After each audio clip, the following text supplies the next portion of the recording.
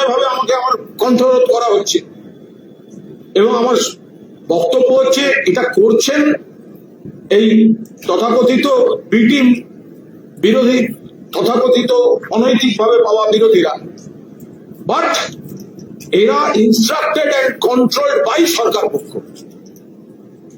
তারা প্রকৃত বিরোধী চাইছেন না, তারা সাজানো পুতুল চাইছেন কিছু।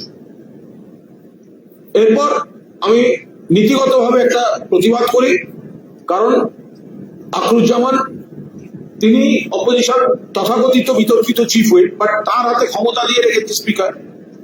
আমাকে বলতে দিচ্ছে না, হ্যাংলার মতো নিজে বলবে। আর ওরা কি বলবে, ওরা কি বিরোধিতা করবে? ওদের তো বসিয়েছে বিজেপি, ওদেরকে বসিয়েছেই তো বিজেপিকে যাতে বেশি আক্রমণ না করা হয়।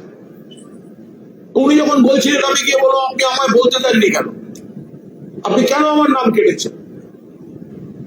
তো তখন বাকিরা এলো, স্পিকার সাহেব বলছেন আপনি জায়গায় গিয়ে বসুন। মানেটা কি? দিনের পর দিন আমার কন্ট্রোল করা হবে, আমাকে বলতে দেওয়া হবে না। পুলিশ বাজেট, আজকে আমি কত কদিন ধরে যে সন্ত্রাস চলছে সেটা আমি বলবো না? একের পর এক নারী নির্যাতন হচ্ছে সেটা আমি বলবো না? এইসব পোশাকগুলোকে দিয়ে বক্তৃতা করাচ্ছে, আর আলিফাকে তৈরি হতে দেয়নি। তাতে এইসব এদের অনেকে এগিয়েছে, না অমুক তমুক হ্যান। তো স্পিকার বললেন বিজেপির লোকেরা মানে মায়ের থেকে মাসির দরদ বেশি।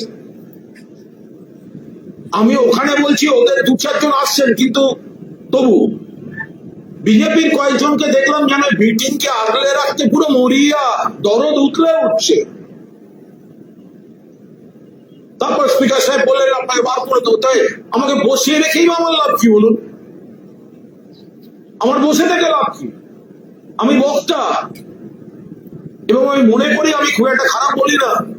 আমার দলনেতা আমার নাম দিয়েছেন, আমরা সবাই ভাগ করে করে বিভিন্ন বাজেটে আমরা বলছি। এই নয় যে প্রত্যেকটা বাজেটে আমার নাম দিচ্ছে, একটা বাজেটে আমার নাম দিয়েছে কেটে দেবে, গুন্ডা দমন বিল কেটে দেবে, সেন্সেটে কিছু বলতে দেবে না, পোষা লোকগুলোকে দিয়ে বলাচ্ছে। তারপরে স্পিকার বললেন বার করে দিতে। তারপর তো মার্শাল এবং তার বাহিনী মিলে আমাকে ধাক্কা দিতে, ঘিরে চ্যান্ডোলা করে বার করল। এটা গণতন্ত্র? বক্তাকে বলতে দেবে না, এমএলএ কে বলতে দেবে না, তারা তাদের কাছ থেকে আমরা গণতন্ত্র শিখবো। আর প্রতিবাদ করতে গেলে চ্যান্ডোলা করে বার করে দেবে, গায়ে হাত দিচ্ছে। এসব করে আমাদের কণ্ঠরোধ করা যাবে না। আমি কি অপরাধ করেছি? আমি নির্বাচিত বিধায়ক, কিন্তু আমায় বলতে দেওয়া হবে না। কেন আখরুজ্জামান বলতে দেবে না? আমিও ফিসানি শুনে কি করব? আমাকে অমুক বারণ করেছে, আমার সঙ্গে তোমার ঝামেলা নেই, সব এখনই শুনে আমি কি করবো? আমাদের তরফ থেকে কে বলবে সেটা তো আমাদের নেতা শোভনদেব চট্টোপাধ্যায় নাম দিচ্ছেন, ওরা কাটারকে বলছে বাকি নাম নয়, একটা নামে ইনস্ট্রাকশন আছে, একদম ওপর থেকে ইনস্ট্রাকশন আছে, একে বলতে দেওয়া যাবে না। ভাবুন, ওপরটা কে? চাটন নাকি চাটনের রাজনৈতিক বাবা? এই ওপরটা কে? ফলে আমরা এর বার করে দিয়েছে, সাসপেন্ড করেছে শুনেছি। আর আমাদের ওয়াকআউট করেছি। আমি বলি, আমি কিন্তু এই ব্যাপারটা নিয়ে স্পিকারের কাছে গিয়েছিলাম। কেন? Speaker is the custodian of the house, সব মেম্বারের উনি কাস্টোডিয়ান। আমি বলি স্যার আপনারই তো এটা আমাদেরকে আমাদের অধিকারটা প্রতিষ্ঠা করার ব্যাপারে আপনি তো মানে অগ্রণী ভূমিকা নেবেন। যে আমি যে নামটা দেবো সেটা তো বাইরে যেতে পারে না। আপনি আমাকে একটা আলাদা ব্লক দিয়েছেন, আমরা ওদের সঙ্গে বসে নেই, আলাদা ব্লক আমাদের আলাদা অস্তিত্ব। সেখানে আপনি আমাদের যদি বলতে না দেওয়া হয় তো আপনি তো আমাদের সেখানে প্রোটেকশনটা দেবেন না, সেটা আমরা নিজেরা ঠিক করে নিই। এটা হতে পারে না কখনো। স্পিকারের কাছে গেছি, তার মানে দাঁড়িয়ে যাচ্ছে যে টার্গেট করে নিচ্ছে কাকে বলতে দেওয়া হবে না। তাহলে এটাকে আপনি গণতন্ত্রের মন্দির কি বলবেন? এর আগে এরকম কোন নজির আছে? বিধানসভায় এই প্রথম এই ঘটনা ঘটছে যে একজনকে টার্গেট করে নিয়ে তাকে বলতে দেওয়া হবে না, সরকার পক্ষ এবং তাদের পোষা দামি দালাল তথাকথিত বিরোধীরা হাত মিলিয়ে একজনকে বলতে দেওয়া হবে না, এবং সে প্রতিবাদ করলে তাকে মার্শাল দিয়ে হাউস থেকে বার করে দেওয়া হবে। এর তীব্র নিন্দা করছি। আর আরেকটা বিষয় বলে রাখি, মাননীয় মুখ্যমন্ত্রী পুলিশ বাজেট নিয়ে বক্তৃতা শেষ করেছেন। এটা উনি পুলিশ বাজেট নিয়ে বলেননি, ওনার বক্তৃতা শুনে মনে হলো একটা তৃণমূল বাজেট নিয়ে বলেছেন। শয়নে স্বপনে জাগরণে তৃণমূল তৃণমূল তৃণমূল তৃণমূল তৃণমূল, মনে হলো কোনো পথসভায় বক্তৃতা করছেন। এটা মুখ্যমন্ত্রীর ভাষণ নয়, এটা রাজনৈতিক প্রতিহিংসায় ভরা একটি রাজনৈতিক দলের নেতার ভাষণ। মমতা বন্দ্যোপাধ্যায় মাননীয় প্রাক্তন মুখ্যমন্ত্রী, তাকে আক্রমণ করা, আমাদের সাংসদ অভিষেক বন্দ্যোপাধ্যায়কে আক্রমণ করা, গতকাল বিজেপি স্পন্সর যে সমাবেশ হয়েছিল সেটা প্লাস্টিকের চেয়ারও সরকারের, আর মমতা বন্দ্যোপাধ্যায়ের নেতৃত্বে যে বিরাট সমাবেশ, সেইটা গা জ্বলে যাচ্ছে, সেটা বেরিয়ে আসছে। কিন্তু উনি তো মুখ্যমন্ত্রীর চেয়ারে পুলিশ বাজেট বলবেন। উনি সারাক্ষণ যে শরীরী ভাষা, যে মৌখিক ভাষা, যে চিন্তা ভাবনা নিয়ে আক্রমণটা চালিয়ে গেলেন, তাতে তো দেখে মনে হচ্ছে যে হোম বাজেট নয়, এটা একটা তৃণমূল বাজেট, এটা একটা তৃণমূলের মানে স্বতন্ত্র বিষয় নিয়ে উনি বলছেন। আগাগোড়া বক্তৃতা মমতা ব্যানার্জি, তৃণমূল, সমাবেশ আর অভিষেক ব্যানার্জি। অভিষেক ব্যানার্জি এই হাউসের সদস্য নন, অভিষেক ব্যানার্জি এই হাউসের সদস্য নন, অথচ তাকে আক্রমণ করে বা তাকে লক্ষ্য করে যেভাবে মুখ্যমন্ত্রী ভাষণ দিয়েছেন, তো স্পিকারের তো উচিত একদিন জবাবে ভাষণ দিতে অভিষেক বন্দ্যোপাধ্যায়কে বিধানসভায় আমন্ত্রণ জানানো। এটা কোন রীতি? যে ব্যক্তি বিধানসভার মেম্বার নন, এটা কিন্তু পার্লামেন্টে একই জিনিস, সেই ব্যক্তি যিনি সদস্য নন তাকে কেন্দ্র করে বলা যায় না। কিন্তু একটা জিনিস বোঝা গেল যে বিজেপি কোনোভাবে নির্বাচন কমিশন দিয়ে ক্ষমতায় হয়তো এসছে, কিন্তু ঘুম থেকে উঠে থেকে রাতের স্বপ্ন থেকে দুঃস্বপ্ন সবটাই এখনো মমতা বন্দ্যোপাধ্যায় আর তৃণমূল কংগ্রেস কেন্দ্রিক। নইলে এতবার পুলিশ বাজেটে মমতা বন্দ্যোপাধ্যায়ের অভিষেক বন্দ্যোপাধ্যায়কে পথসভার ভাষায় কেউ রাজনৈতিক আক্রমণ করেন। রাগ হচ্ছে ওনাদের, ওনারা যাদের দায়িত্ব দিয়েছিলেন, ভাই তোরা আমরা সব সাপোর্ট দিচ্ছি, আর আমাদের একটা টাকা কেউ খরচা করেনি, কোনো বাস কোনো আনার ব্যবস্থা করা যায়নি, খাওয়া নেই, রাতে থাকা নেই, উল্টে মামলার পর মামলা, আটকের পর আটক। তারপরে মমতা বন্দ্যোপাধ্যায়ের জন্য কর্মীদের স্রোত আর চাটনদের শিবির স্পন্সার্ড বাই বিজেপি। আমাদের মঞ্চের পাশে একটা পাবলিক টয়লেট ছিল, তো এখন পাবলিক টয়লেটের সামনে একটু ভিড় ছিল, কারণ অনেকে যাবেন দূর থেকে এসছেন। তো পাবলিক টয়লেটের সামনে যে ভিড়টা ছিল সেটা কিন্তু ওদের সমাবেশের থেকে বড় ছিল, এখন সেটা নিতে পারছে না, সেইটা পুরো আক্রোশটাই বক্তৃতা দিয়ে চলে গেল। এই বক্তৃতা মাননীয় মুখ্যমন্ত্রী বা মাননীয় পুলিশ মন্ত্রীর বক্তব্য হতে পারে না। আমরা বলছি উনি যেসব দুর্নীতির তদন্ত হবে হবে হবে হবে বলছেন, উনি 100 বার করুন, কিন্তু ওনার কারণ তারাতলায় বাড়ি ভাঙা নিয়ে বলতে গিয়ে উনি একটা শহীদের দিয়ে বলেছেন, জানেন কার শহীদ? উনি বলেছিলেন, আমরা বলিনি। কিন্তু সেই ব্যক্তি যেই ভালো তৃণমূল হয়ে গেল, উনি আর সেগুলো নিয়ে উচ্চবাচ্য করেন না। মুখ্যমন্ত্রী বলেছেন 80 থেকে 90টা ইলিগাল কনস্ট্রাকশন কে করেছে, সেই ব্যক্তি এবং তার ছেলের নাম মুখ্যমন্ত্রী বলেছেন। যেদিন থেকে তথাকথিত ভালো তৃণমূল, মুখ্যমন্ত্রীর আর মুখে তার নাম শোনা যায় না। ফলে উনি ব্যবস্থা নেব করবো মানে বুঝে নিতে হবে এটা কিন্তু হচ্ছে মিস কল। মুখ্যমন্ত্রীর এই যে দেখে নেবো তদন্ত করছি খুলবো, এটা হচ্ছে মিস কল। অর্থাৎ যারা যারা আরো আছেন তদন্তে তারা চলে আসুন, তাহলে আমি বাঁচিয়ে দেবো, নইলে আমি পুলিশ সিবিআই ইডি এসব পাঠাবো। ওনার হুমকি মিসড কলে পরিণত। উনি বিধানসভায় দাঁড়িয়ে যাদের যাদের বিরুদ্ধে বলেছেন, প্রেস কনফারেন্সে নবান্নে বা অন্য কোথাও যাদের বিরুদ্ধে বলেছেন, আগে তাদের বিরুদ্ধে অ্যাকশন নিন, তারপর ওনার কথার বাস্তবতা আমরা বুঝবো। নারী নির্যাতন এবং একাধিক ঘটনার উল্লেখ করে আপনাদের সময় ভূমিকা খুব নিন্দন হয়েছে। কালিমাবু এখন একের পর এক নারী নির্যাতনের ঘটনা ঘটছে। গত দু মাসে যা হয়েছে ভয়ঙ্কর। এর আগে যে সামাজিক বিকৃতি যা ছিল, পুলিশ ব্যবস্থা নিয়েছে, দোষীকে গ্রেফতার করেছে, একের পর এক কেসে দ্রুত তদন্ত শেষ করে ফাঁসির আদেশ, যাবজ্জীবন এসব হয়েছে। মানে উনি যেটা বলতে চাইছেন, তাহলে উন্নাও, হাতরাস, প্রয়াগরাজ, বিলকিস, মধ্যপ্রদেশ, দিল্লি উনি ভুলে গেলেন, ইউপি, মণিপুর উনি ভুলে গেলেন সেগুলো।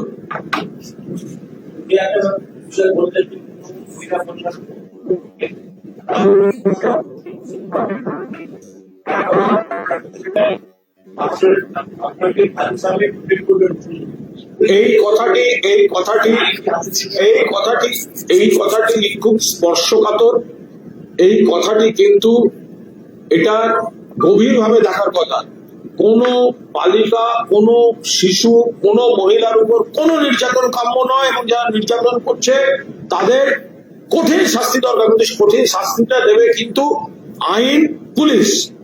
সেখানে যদি এরকম একটা বলা হয়, তারপর যদি দেখা যায় কার ওপর রাগ আছে, একটা এই ধরনের অভিযোগ খাড়া করে দিয়ে তারপরে একটা কোনো অশান্তি করে দিল, এইভাবে কিন্তু ছাড়পত্র দেওয়া যায় না। পাবলিক এটা তো মানে গণপিটুনি, অমুক তমুক ব্যবস্থা পুলিশ করুন। আর ওনাকে উনি সেটা বলবেন কেন? উনি তো পুলিশ মন্ত্রী, ওনার তো বলা উচিত ছিল পুলিশ ব্যবস্থা।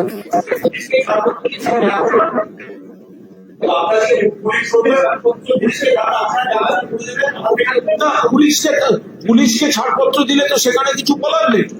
পুলিশ আইনের মতো চলুন না, কে বারণ করেছে? সেটাই তো আমরা চাই। পুলিশ আইনের কথা বলুন, কিন্তু দিল্লির রাস্তায় আমাদের সোনার মেয়েরা, কুস্তিগিররা রাস্তায় বসে থাকবে, শ্লীলতাহানির অভিযোগ বিজেপি সাংসদ বীরভূষণের বিরুদ্ধে, আর অমিত শাহ পুলিশকে মেরে তুলে দেবে মেয়েদের, আর সেই বিজেপির মুখ্যমন্ত্রী বড় বড় কথা বলবে, সবটা একসঙ্গে চলতে পারে। এই তো ঘুরিয়ে এনকাউন্টারের কথা বলা হচ্ছে। আপনারা যা পারেন করে নিন কেন? যেটা আপনার রুল বুকে আছে, যেটা আইনে আছে, আপনি তো সেটা করবেন। আপনি দোষীকে ধরুন, আপনি চার্জশিট করুন, আপনি দ্রুত ট্রায়াল করুন, এবং আপনি শাস্তি দিন। নারী নির্যাতনে কঠোরতম ব্যবস্থা নিক পুলিশ, কিন্তু সেটা আইন মাফিক নিক। গতকাল মমতা বন্দ্যোপাধ্যায়ের সঙ্গে মনোমালিন্যের পর আজকে সংসদের শ্রমিক ভট্টাচার্যকে দেখা গেছে কল্যাণ বন্দ্যোপাধ্যায়ের সঙ্গে ঘনিষ্ঠভাবে কথা বলছে। এগুলো কোনো কাজের কথা না, কার সঙ্গে কাটছে না। শুনুন, আমি আপনার একটা কথা বলি। আপনাদের কালকে সময় সুযোগ হয়নি, আমি জানি আপনাদের সময় সুযোগ হয়নি। আমাদের সমাবেশটার জনগণ কতটা ছিল সেটা দেখাবার সময় সুযোগ আপনাদের হয়নি। আপনারা কল্যাণ বন্দ্যোপাধ্যায়ের একটা বা দুটো কি বক্তব্য, সেইটা দেখাবার সময় সুযোগ নিয়ে আপনারা ব্যস্ত, সেটা আপনাদের প্রবলেম। কিন্তু কল্যাণ বন্দ্যোপাধ্যায়ের দুটো কথা, এক হচ্ছে তৃণমূলে আছি, মমতা দিকে ছেড়ে যাব না, আমি ওই 60 জন আর 20 জনের মধ্যে আমি পড়ি না। এর বাইরে একজন সিনিয়র সাংসদ, সিনিয়র নেতা কখন কোন মুডে কি একটা দুটো বলে ফেলেছে কি বলেনি, তিনি আমাদের তৃণমূল পরিবারের একজন অন্যতম সম্পদ, মমতাদির দীর্ঘদিনের সাথী। ফলে সাদা কাগজ দিন, সই করে দিচ্ছি, কল্যাণ বন্দ্যোপাধ্যায় তৃণমূল কংগ্রেস ছেড়ে মমতাদিকে ছেড়ে কোথাও যাচ্ছে। আমার ওখানে বসেই বলেছে, ওদের বেঞ্চে বসে জাভেদ খান আমায় বললেন, আপনি এদিকে চলে আসুন, আপনার বলার প্রবলেম হবে না। পাশে বসেছিলেন ফিরাদ হাকিম, পাশে বসেছিলেন আকিরুজ্জামান, কিছুটা অংশ শোভন রায়ের পাশ থেকে শুনতে পাচ্ছি।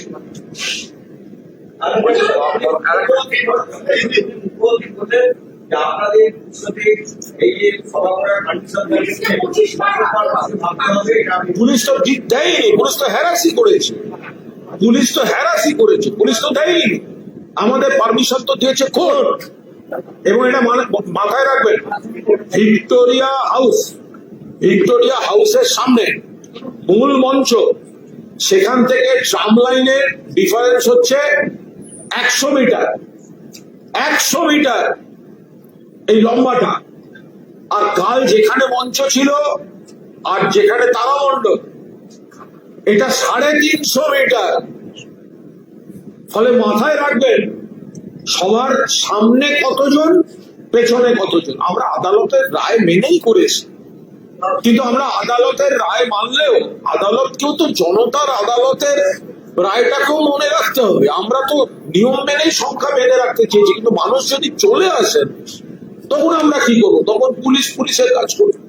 অভিষেক বন্দ্যোপাধ্যায় পদত্যাগের একটা মানহানি নোটিশ দিয়েছেন এবং তার জন্য মদন মিত্র বা তৃণমূলের বিরুদ্ধেও অনেক কথা বলছেন। এই যে মানহানি নোটিশ, যেমন মদন মিত্রকে নিয়ে কোনো বাড়তি কথা বলতে চাই না, কারণ মদন মিত্র যা বক্তব্য, সেটা হচ্ছে মদন মিত্র স্ত্রীকে ইডি চিঠি যাওয়ার পর। ফলে মদন মিত্র যা পারেন বলে যান, ওটাকে আমরা ধরে নিচ্ছি ইডির চিঠির অ্যানেক্স চাই। ইডির চিঠির অ্যানেক্স চাই। ইডির চিঠি মিসেস মদন মিত্র এবং ছেলেদের কাছে যাওয়ার আগের দিন পর্যন্ত মদনদার স্টেটমেন্ট, আর ইডি যাওয়ার পর স্টেটমেন্ট আকাশ পাতাল। ফলে পরেরটা ধরবো কেন? ফ্যাক্টর তো হচ্ছে ইডির চিঠি। অভিষেক বন্দ্যোপাধ্যায় মানহানি নোটিশ যদি আপত্তিকর কথা বলে থাকেন কারো সম্পর্কে, অভিষেক বন্দ্যোপাধ্যায় টাকা চিঠি দিয়েছে।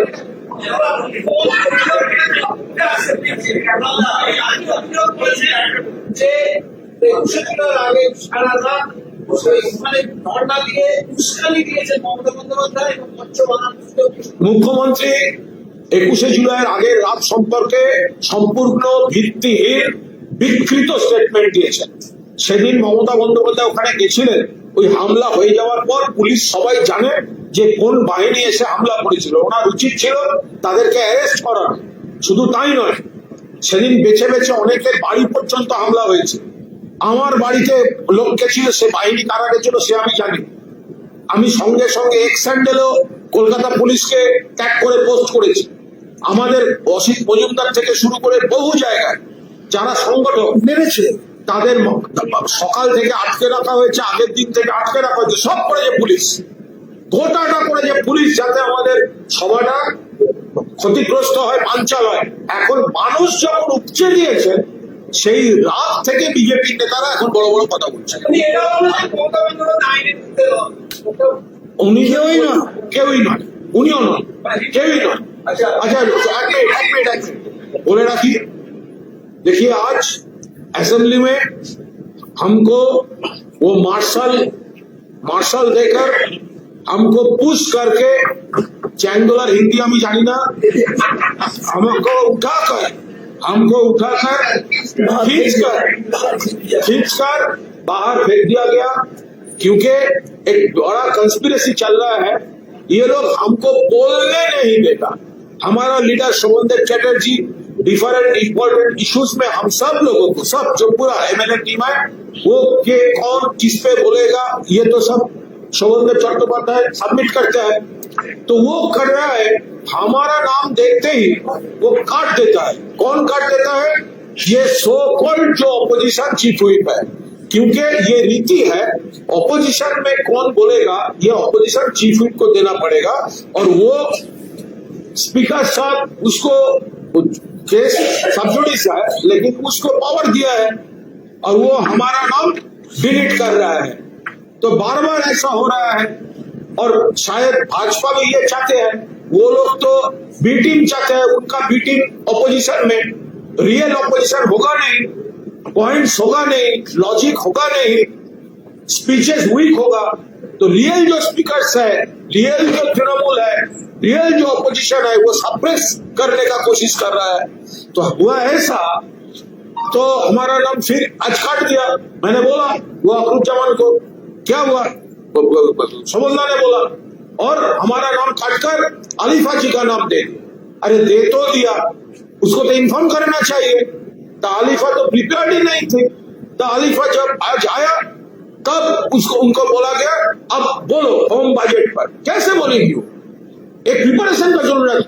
वो चाहते हैं कुणाल घोष ना बोले और इस कैंप से कोई पावरफुल प्रिपरेशन नहीं ले सकते हैं। वो डायलूट कर सकते हैं, डायलूट करने का कोशिश कर रहे हैं ये लोग। तो हुआ ऐसा, फिर वो अखरुज्जामान जब बोल रहे थे तो मैंने किया कि हमारा नाम आप डिलीट क्यों किया, क्यों बात दिया, तो तब उसका जलन हुआ। वो चाटन जो कैंप है चाटन को और इधर जो भाजपा है सब, वो भाजपा तो उनका कस्टोडियन है ना। स्पीकर साहब बोल रहे थे आप बैठ जाइए। अरे क्या बैठ जाइए, आप लोग कंस्पिरेसी करके हमको बोलने नहीं देगा, और जब मैं पूछूंगा तब आप बोल रहे हैं आप बैठ जाइए। क्यों बैठेगा? ऐसा कभी सुना? एक पर्सन को टारगेट कर रहा है, उसको बोलने नहीं देंगे ये लोग, कभी नहीं हुआ ऐसा, ये लोग कर रहे हैं। तो फिर स्पीकर बोल दिया मार्शल को, ये कुणाल घोष को बाहर फेंक दो। तो वो मार्शल का जो टीम है वो हमको पुश करके, वो क्या हिंदी खींच के और क्या है, वो खींच के घसीट के उठा के वो हमको बाहर निकल दिया। और নমস্কার, আমি Riya Bhattacharya, dietician and Vivacity multi speciality hospital. আজকে আমরা জেনে নেব যে নর্মাল টেবিল সল্টটা বেটার নাকি পিঙ্ক সল্ট অর্থাৎ বিট লবণ বা সন্দক লবণ এগুলো বেটার। অনেকেরই প্রশ্ন থাকে যে আমি যদি পিঙ্ক সল্ট বা ব্ল্যাক সল্ট এগুলো যদি আমার ডায়েটে ইনক্লুড করি তাহলে কি সেক্ষেত্রে আমার বিপিটা কমার চান্স থাকবে। আমরা যেটা নর্মালি অ্যাডভাইস করি যে সাদা লবণ অর্থাৎ টেবিল সল্ট যেটা আমরা রেগুলার বেসিসে খাই সেইটাই ডায়েটে রাখতে এবং পরিমাণ যেরকম আমরা অ্যাডভাইস করে দেবো।